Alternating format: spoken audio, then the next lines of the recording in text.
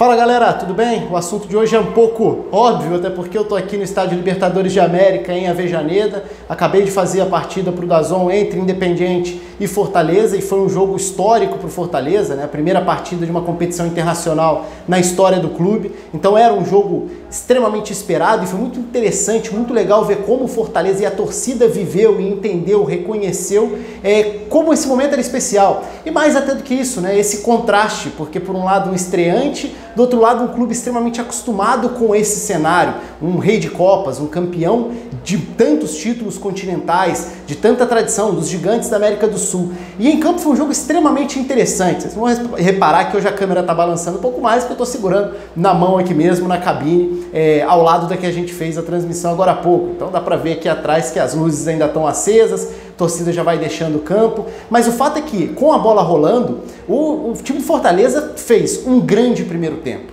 e conseguiu muito na base da intensidade, da forma como ocupava os espaços e incomodava a cada aceleração, a cada recuperação de bola, fez o seu jogo. Jogou com muita personalidade. E o Independiente nesse momento de instabilidade, de crise, depois do que foi a derrota, jogando com 2 jogadores a mais diante do rival Racing na última rodada do Campeonato Argentino, o clima era de instabilidade. E essa falta de confiança foi aparecendo aos poucos também, com o Independiente errando, forçando passes, cedendo chances para essas transições. Grande atuação do Osvaldo, um dos destaques da partida sem dúvida alguma, talvez o melhor jogador em campo. Mas que jogo de chances perdidas também, né? Dos dois lados, mas especialmente do Fortaleza, que foi melhor no primeiro tempo, teve chance clara com o David, teve várias chances, tanto finalizadas pelo Osvaldo como criadas para que outros finalizassem.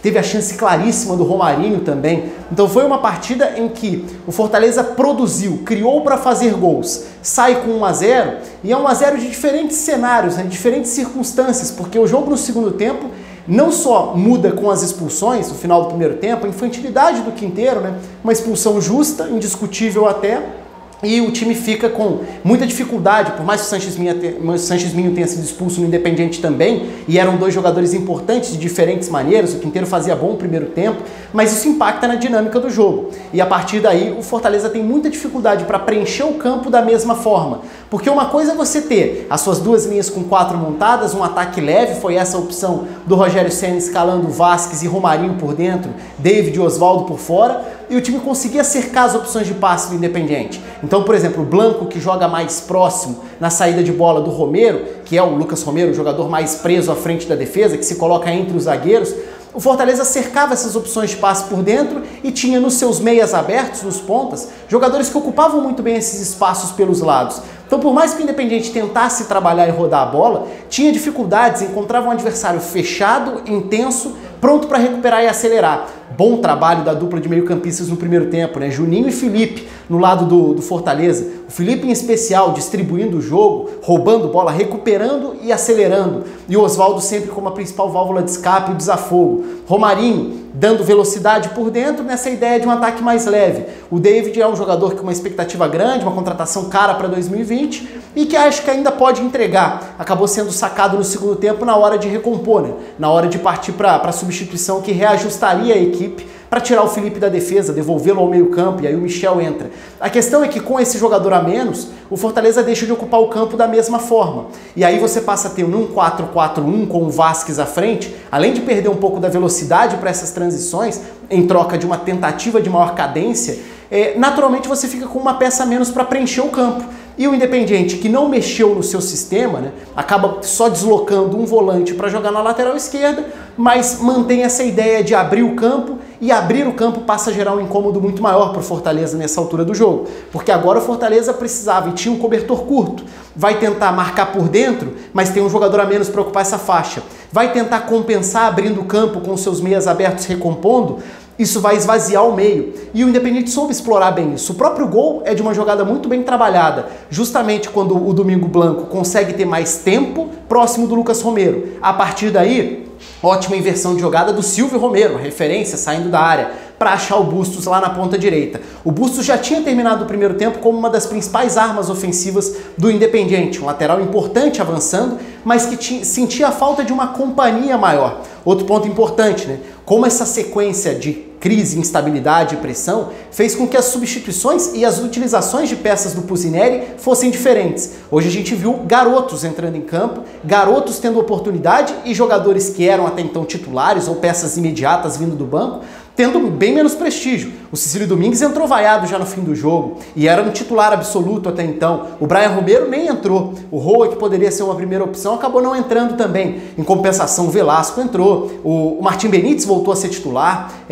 sendo até uma função diferente, jogando basicamente como um 10, de uma espécie de losango que começou com o Fernandes, como o Leandro Fernandes, como um atacante pela direita, um segundo atacante. Então foi um jogo, acho que de momentos muito diferentes, a partir do momento em que o Fortaleza fica com um a menos, né? Aliás, com 10, né? Os dois times ficam com um a menos, mas o que eu digo é um a menos em relação ao funcionamento normal. A dinâmica mais afetada foi a do Fortaleza. E aí essa ocupação de espaços não foi a mesma, o ritmo caiu, o time aos poucos foi vendo o adversário dominar e o desgaste foi batendo, porque essa dedicação sem bola e com bola, para estar em todos os lugares do campo, com a bola e ao recuperar a bola já se projetar gerando perigo, isso cobraria um preço. Então no fim do jogo foi um exercício de sobrevivência mesmo para o Fortaleza. A sensação que termina o jogo, eu diria até que é uma sensação assim, os dois times produziram para fazer mais gols. O Fortaleza jogou muito bem o primeiro tempo, poderia sair com um resultado melhor, mas também poderia ter saído com um resultado pior, porque o final de jogo já foi da superação lá atrás para se defender e evitar que um segundo gol deixasse a diferença muito grande, muito complicada de reverter no jogo da volta. 1 a 0 mantém tudo aberto, foi um jogo, acho que muito interessante de ver, foi um jogo extremamente aberto, chances para os dois lados. O primeiro tempo do Fortaleza, o segundo tempo do Independiente, mas se a gente lembrar de como eu comecei o vídeo, de tudo que representava essa história hoje, eu acho que dá para enxergar, do ponto de vista do torcedor do Fortaleza, com muito motivo para orgulho. Porque para uma primeira partida internacional, num estádio como esse, contra um clube tão acostumado a decisões, a mata-mata, a competições internacionais, Fortaleza fez um jogo grande. Fez um jogo grande em nível de atuação, em nível de organização no primeiro tempo, e fez um jogo de superação no segundo tempo, quando a diferença começou a ficar grande, quando a disparidade passou a ser a favor, né, favorável ao Independiente. Mas acho que foi um belo jogo, era para mim o confronto mais aguardado da Sul-Americana nessa primeira fase, e acho que segue sendo, porque segue muito aberto, e a certeza é de que o torcedor do Fortaleza vai fazer uma festa enorme, jogando no Castelão, jogando na partida de volta. O Fortaleza está vivo, não vai contar com o Quinteiro, é um desfalque importante, mas começando e ficando com 11 jogadores em campo, a gente já viu que esse time é capaz de mostrar muita organização e intensidade, e que é capaz também de incomodar e produzir chances. Como eu já falei várias vezes, hoje não foi por falta de chance criada, até por isso volto a reforçar, partidaça do Oswaldo.